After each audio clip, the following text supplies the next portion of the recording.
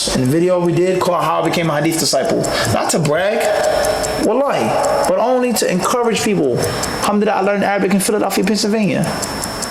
Before I left when I was 18, I left and I knew Arabic fluently. I could speak, read, talk, and translate. We translated books. Wallahi, before we went to Medina. And when I got to Medina, that helped me what? Go light years behind brothers that came from the UK that studied in the Ma'had for 2-3 years. Brothers from America that were struggling over words, their accent, their vocabulary, let alone becoming strong in Arabic. Walillahi alhamd, even to this day, walillahi alhamd. Only Allah's blessing. So the point is, that wouldn't have been possible if I said, well, I'm going to wait to go to Medina to study. I'm going to wait to Medina to wear a thobe and a kufi and have a book and a dress and talk like a student. La. Being a student of knowledge is not what you dress like.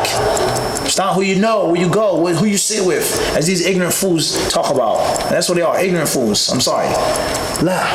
Student of knowledge is a mindset, psychology, how you think, how you behave, how you conduct yourself. Doesn't mean you have to be an angel.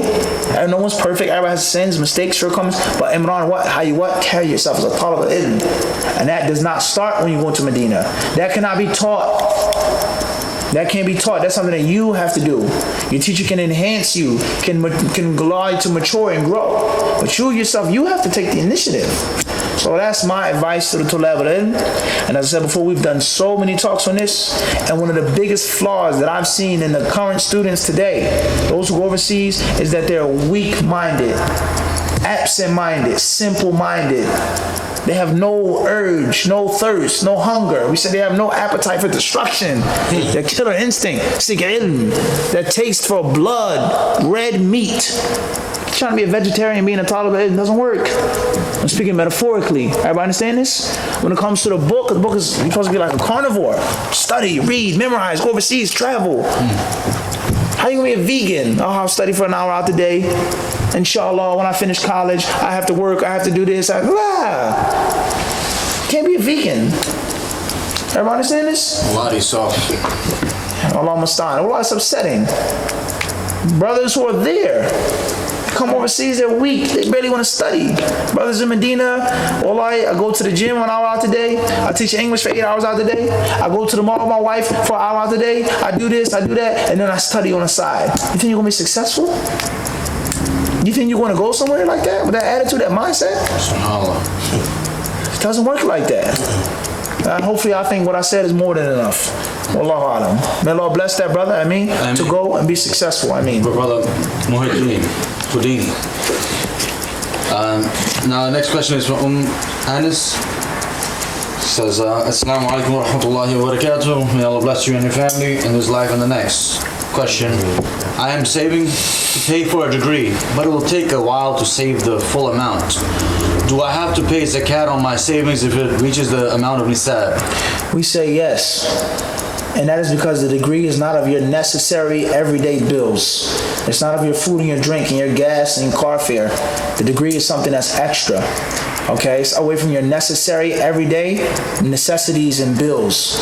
So therefore, the money you save for 6 months, it goes to a year, 2-3 years, you must pay zakat on it, yes. Even if it takes away from your funds. So the smart thing to do, if you could, was to, start going to school if you can. Go to school now, pay for it in installments, take semesters, instead of just letting the money sit up and then go all at once. Wallahu alam.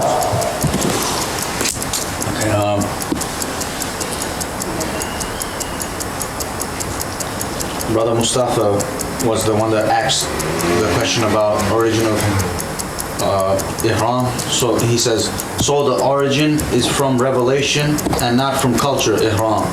My name is Mustafa. The religious practice of the Ihram is from the Sunnah of the Nabi alayhi salatu wasalam. In general, the clothing that a person wears in Ihram were things that the Arabs wore before Islam. They wore an izar and a rida. And then also always every day wear a qamis, or sirwal, or a burnus, or a jubba, or a hulla, a cloak and things like this. Oftentimes they will wear an izar and a rida. So that is generally culturally shared. However, the religious concept of it, not wearing something that's makhit and things like this, it's explicit in the Sunnah. And there are many things that the Arabs used to do before Islam that Islam acknowledged and allowed them to continue. And many other things Islam totally abolished and warned from in the greatest, most severe manner. And it's all well known in the authentic hadith that the Quraysh and the pagan Arabs, they used to make tawaf and they were naked. Wallahu alam. We'll stop here. Allah subhanahu wa ta'ala surely knows best. If any brothers or sisters, any disciples have any other questions, then we'll try to take them tomorrow night by the permission of Allah subhanahu wa ta'ala. Jazakumullahu khairan. Make an announcement. Tomorrow, Zul's sister passed away, the janazah at the funeral. Rock Orient 1, 14th Street, 10 a.m. tomorrow morning. May Allah have mercy upon the sister. Ameen. Anybody who has the ability to pray upon her, inshallah, bidnillah subhanahu wa ta'ala, you go, you make the janazah upon our sister, and you pray for her for forgiveness and for mercy and for firmness in the grave. Ameen. Jazakumullahu khairan. Sallallahu sallam wa barak ala abdi wa rasulina Muhammad. Assalamu alaikum wa rahmatullahi wa barakatuh.